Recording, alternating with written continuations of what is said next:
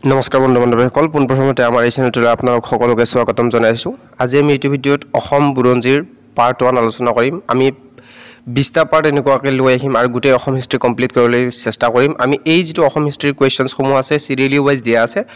বিশেষকৈ অসম পুলিচত বহুতো কুৱেশ্যনছ অসম হিষ্ট্ৰীৰ পৰা অহা দেখা যায়। আপোনালোকে যদি এই 20টা পাৰ্ট আপোনালোকে চাই তেনেহ'লে অসমৰ হিষ্ট্ৰীৰ ফালৰ পৰা একো চাব লগা নহয়। মই ইয়াতে যিমান ইম্পৰ্টেণ্ট আছে লগতে প্ৰিভিয়াছ ইয়াৰ কুৱেশ্যনছ এনালাইজ কৰি পিনে বনাইছোঁ। গতিকে পাৰ্ট 1ত আপোনালোকক সম্যক ধাৰণা দিওঁ যে অসম বুৰঞ্জীত মেইন কি পাৰ্ট থাকে। তো 1 নম্বৰ পাৰ্ট আছে যে প্ৰাক ঐতিহাসিক কাল, প্ৰি হিষ্ট্ৰী পিৰিয়ড, অৰ্থাৎ 4ৰ্থ শতিকাৰ আগৰ ঘটনাৰ বিৱৰণৰ বিষয়ে আছে। তাৰপিছত দ্বিতীয় পাৰ্ট যিটো আছে সেইটোত আছে পুৰণি অসমৰ বুৰঞ্জী, অৰ্থাৎ এনচিয়েণ্ট হিষ্ট্ৰী অফ আছাম 350 খ্ৰীষ্টাব্দৰ পৰা 1206 খ্ৰীষ্টাব্দলৈকে। তৃতীয় পাৰ্টত আছে আপোনালোকৰ যে মধ্য অসমৰ বুৰঞ্জী, অৰ্থাৎ মেডিয়েভেল হিষ্ট্ৰী অফ আছাম, য'ত 1206 শতিকাৰ পৰা 1826 শতিকালৈ বৰ্ণনা থাকিব। আধুনিক অসমৰ বুৰঞ্জী আছে তাৰপিছত চতুৰ্থটো মডাৰ্ণ হিষ্ট্ৰী অফ আছাম, য'ত 1826 শতিকাৰ পৰা 1947 শতিকালৈ থাকিব। আৰু স্বাধীনোত্তৰ পিছৰ যিবিলাক বুৰঞ্জী আছে সেইবিলাকো থাকিব আছাম হিষ্ট্ৰী আফটাৰ ইণ্ডিপেণ্ডেঞ্চ 1947 চনৰ পৰা বৰ্তমানলৈকে। তো প্ৰথম পাৰ্টত আমি প্ৰাক ঐতিহাসিক কালৰ বিৱৰণৰ বিষয়ে, অৰ্থাৎ 4ৰ্থ শতিকাৰ আগৰ যিবিলাক প্ৰশ্ন হ'ব পাৰে সেইবোৰৰ বিষয়ে আলোচনা কৰিম। ইয়াতে এটাও কুৱেশ্যন এনেকুৱাকৈ ৰৈ যোৱা নাই যিটো নেকি আপোনালোকৰ পৰীক্ষাত অহাৰ সম্ভাৱনা নাই।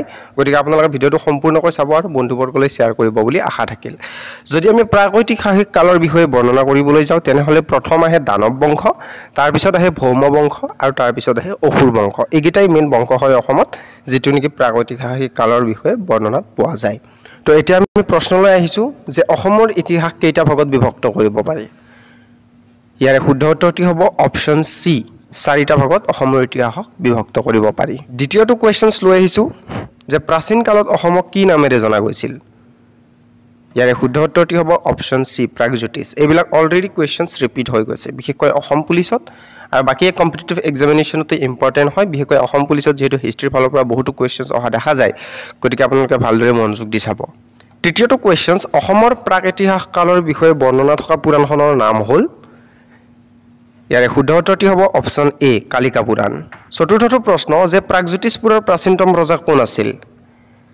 ইয়াৰে শুদ্ধ উত্তৰটি হ'ব অপশ্যন ডি, মহিৰংগ দানৱ। যদিহে আপোনালোকে এক্সামিনেশ্যন দিছে তেনেহ'লে গম পাইছে যে এইবিলাক কুৱেশ্যনছ অলৰেডি আহি গৈছে বা ৰিপিট হৈ গৈছে। পঞ্চমটো কুৱেশ্যনছ যে ভৌম বংশৰ প্ৰতিষ্ঠাপক কোন।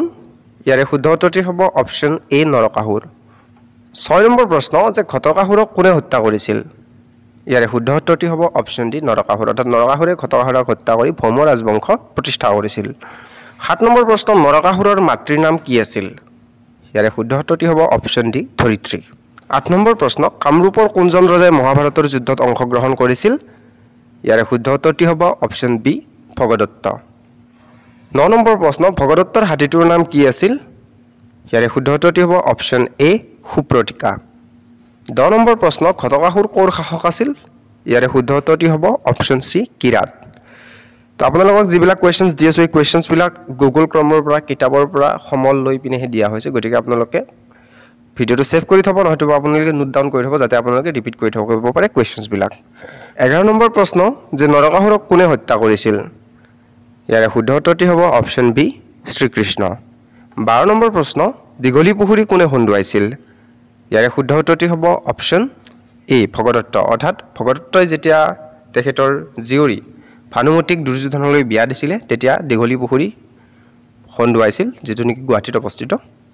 13 নম্বৰ প্ৰশ্ন যে কুৰুক্ষেত্ৰৰ যুদ্ধত ভগদত্তক কোনে হত্যা কৰিছিল। ইয়াৰে শুদ্ধ উত্তৰটি হ'ব অপশ্যন ডি, অৰ্জুনে। 14 নম্বৰ প্ৰশ্ন, প্ৰাচীন কালত বিদৰ্ভৰ ৰজা কোন আছিল। ইয়াৰে শুদ্ধ উত্তৰটি হ'ব অপশ্যন এ, ভীষ্মক। 15 নম্বৰ প্ৰশ্ন, ৰুক্মিণী কোনজন ৰজাৰ কন্যা আছিল।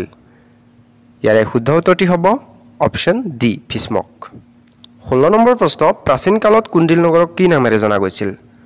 ইয়াৰে শুদ্ধ উত্তৰটি হ'ব অপশ্যন ডি, ভীষ্মক নগৰ। 17 নম্বৰ প্ৰশ্ন, অসুৰ ৰাজ্যৰ প্ৰতিষ্ঠাপক কোন আছিল। ইয়াৰে শুদ্ধ উত্তৰটি হ'ব অপশ্যন বি, মাৰিচ্ছি। 18 নম্বৰ প্ৰশ্ন, বান ৰজাৰ জীয়ৰী কোন আছিল। ইয়াৰে শুদ্ধ উত্তৰটি হ'ব অপশ্যন বি, ঊষা। 19 নম্বৰ প্ৰশ্ন, ঊষাক কোনে বিয়া কৰাইছিল। ইয়াৰে শুদ্ধ উত্তৰটি হ'ব অপশ্যন বি, অনিৰুদ্ধ। শ্ৰীকৃষ্ণৰ নাতিনীয়েক আছিল অনিৰুদ্ধ। 20 নম্বৰ প্ৰশ্ন, বান ৰজা কাৰ ভক্ত আছিল। ইয়াৰে শুদ্ধ উত্তৰটি হ'ব অপশ্যন বি, শিৱ। 21 নম্বৰ প্ৰশ্ন, তেজপুৰৰ মহাভৈৰৱ আৰু ৰুদ্ৰপদ মন্দিৰ কাৰ ৰাজত্বকালত নিৰ্মাণ কৰা হৈছিল। ইয়াৰে শুদ্ধ উত্তৰটি হ'ব অপশ্যন এ বান 22 নম্বৰ প্ৰশ্ন নাগশংকৰ মন্দিৰ নিৰ্মাণ কৰিছিল ইয়াৰে শুদ্ধ উত্তৰটি হ'ব অপশ্যন ডি নাগাহাৰ নৰশংকৰে 23 নম্বৰ প্ৰশ্ন বেংমৰা বৰ্তমান কি নামেৰে জনাজাত ইয়াৰে শুদ্ধ উত্তৰটি হ'ব অপশ্যন বি তিনিচুকীয়া 24 নম্বৰ প্ৰশ্ন প্ৰাগজ্যোতিষপুৰৰ আটাইতকৈ শক্তিশালী আৰু প্ৰতাপী ৰজা কোন আছিল ইয়াৰে শুদ্ধ উত্তৰটি হ'ব অপশ্যন সি নৰকাসুৰ 25 নম্বৰ প্ৰশ্ন কোন সকল লোক অসমৰ প্ৰাচীনতম বাসিন্দা আছিল ইয়াৰে শুদ্ধ উত্তৰটি হ'ব অপশ্যন বি খাচী 26 নম্বৰ প্ৰশ্ন চানসাগৰ চৰিত্ৰটো কোনটো কাহিনীত পোৱা যায় ইয়াৰে উত্তৰ হ'ব বেহুলা কাহিনীত আমি চানসাগৰ চৰিত্ৰটো দেখিবলৈ পাওঁ 27 নম্বৰ আৰু অন্তিমটো প্ৰশ্নটোলৈ আহিছো যে কোনখন চহৰক পূব জ্যোতিষ শাস্ত্ৰৰ চহৰ বুলি কোৱা হয় ইয়াৰে শুদ্ধ উত্তৰটি হ'ব অপশ্যন ডি প্ৰাগজ্যোতিষ আপোনালোকে যে প্ৰাগৈতিহাসিক কালৰ এই 27টা যদি কোৱেশ্চন চাই তেনেহ'লে ইয়াৰ পৰাই কোৱেশ্চনসমূহ আহিব ইয়াৰ পৰা আমি আপোনালোকে বেলেগে চাবলৈ